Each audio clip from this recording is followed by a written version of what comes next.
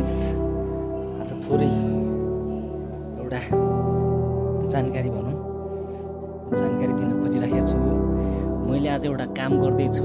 के काम भने तपाईँ यहाँ हेर्न सक्नुहुन्छ। यो गर्मी टिकापुरको गर्मी कति छ भनेदेखिलाई चाहिँ आज 42 डिग्री पुगेको छ बाहिरको। अघि त निस्किन सकिरहेको अवस्था थिएन। अहिले अलिकता निस्केर एउटा सन्देशमूलक जानकारीमूलक भिडियो बनाउँ भनेर म चाहिँ बाहिर आएको हो है। यहाँ तपाईँ हेर्न सक्नुहुन्छ मेरो अगाडि के छ भनेर पानी र चामल दिन सकिने भनेको चामल। यो के गर्न खोजेको भन्नुहुन्छ भने म यसलाई यता राख्न खोजेको हो। यता माथितिर राख्न खोजिराखेको छु मैले। अब यहाँ किन राखेको भनेर भन्नुहुन्छ भने म त किन यसो गरेको भनेदेखिलाई चाहिँ अहिले बढ्दो सहरीकरणले गर्दाखेरि होइन, बढ्दो मोडर्नाइजेसनले गर्दाखेरि, आधुनिकीकरण अथवा सहरीकरणले गर्दाखेरि अहिले हाम्रो घरमा बस्ने भँगेरा जस्तै अन्य विभिन्न चराहरू पनि लोपोन्मुख अवस्थामा पुगेका छन्, लोप भइराखेका छन् होइन।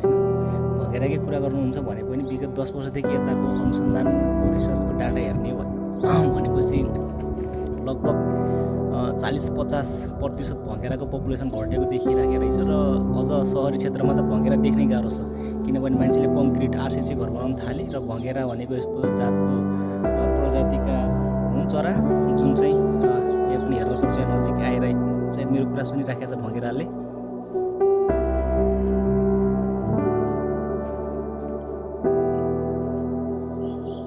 हेर्न सक्छौँ कति यसको मुख हेर्न सक्छौँ कति गरेको छ। गर्मीले खाना नपाएर यसको अवस्था तडपिराखेको अवस्थामा छन्। यिनीहरू खाना नपाएर वरिपरि भौतारिराखेका छन् र यस्ता चराहरूको लागि चाहिँ मैले विशेष गरी यो खाना यहाँ राखेको हो। लगभग 10 वर्षको सिनारी हेर्ने भनेपछि 40-50% यिनीहरूको पपुलेसन घटिसकेको छ।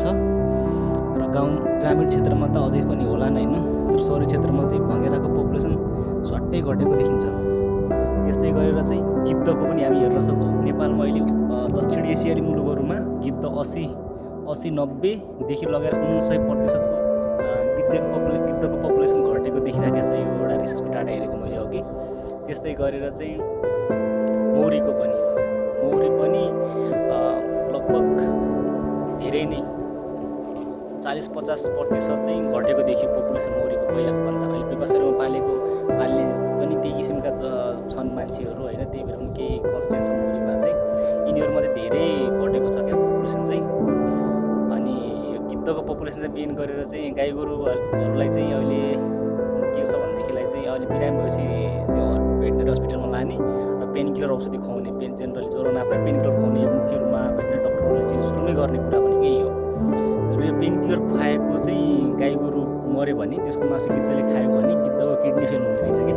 गिद्धको किडनी फेल हुँदाखेरि पनि धेरै पपुलेसन गिद्धको घटेको देखियो। त्यही गरेर खानाको अभाव होइन। यो मौरीको पनि त्यही हो, त्यो उनीहरूको वासस्थान लस भयो क्या। पहिला चाहिँ जङ्गल थियो, वन जङ्गल थियो, उनीहरू त्यहाँ चाहिँ मजाले चर्न पाउँथे मौरीले पनि।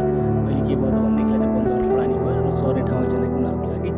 अनि भँगेराको लागि पनि त्यही हो। यिनीहरू भनेको यिनीहरूको जाति नै के हो भनेदेखि मान्छेसँगै घुलमिलेर बस्ने हो क्या। यिनीहरू जङ्गलमा बस्न सक्दैन, यिनीहरूले रुखमा गुड बनाएर जङ्गलमा बस्ने त्यति किसिमको यिनीहरू स्ट्रङ इनफ हुँदैन। त्यही भएर चाहिँ कमजोर हुने भएको भएर मान्छेको वरिपरि सजिलै खाना पाउने, मान्छेले पछि खाने कुराहरू खाने, यिनीहरूको जाति त्यही भएको हुनाले यिनीहरू मान्छेसँगै धेरै पहिलादेखि विगतका धेरै 100औं वर्षदेखि मान्छेसँगै मान्छेसँगै बस्न रुचाउने जातको चरा भएको हुनाले प्यारोटहरू अनि यिनीहरूलाई बचाउनको लागि पनि अति जरुरी छ। र यो मुख्य गरेर चाहिँ यिनीहरूले यस्तो चराहरूको पपुलेसन घट्नुको मुख्य कारण चाहिँ के छ एउटा भनेदेखिलाई चाहिँ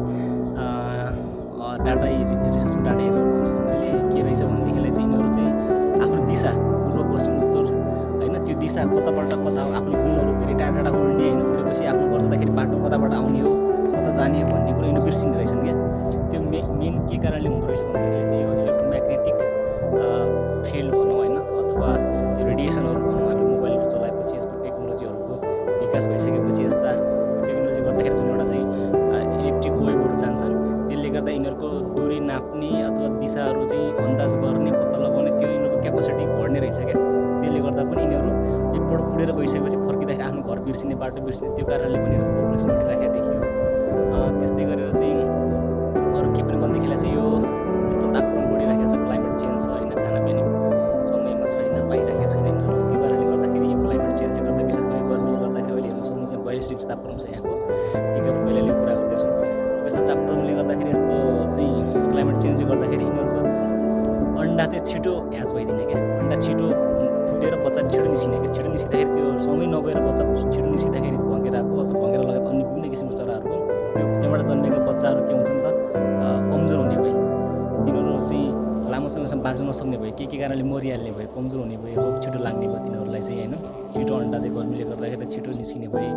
अनि यिनीहरूका चाहिँ चराहरूका बाउआमाले भनौँ तिनीहरूले पनि खाना खुवाउन सक्ने भएनन्, खानाको कमी भयो, बस्ने स्थानको कमी भयो।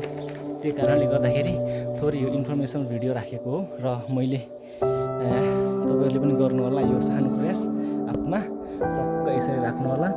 चराहरूको लागि विशेष गरेर चाहिँ अब यहाँ वरिपरि भँगेराहरू छन्, अब यहाँ आएर बस्यो भने उनीहरूको लागि थोरै भए पनि अलिकता यस्तो गर्मीमा यहाँ खुट्टा टेक्ने अवस्था पनि छैन, यो पोलेर हैरान छ।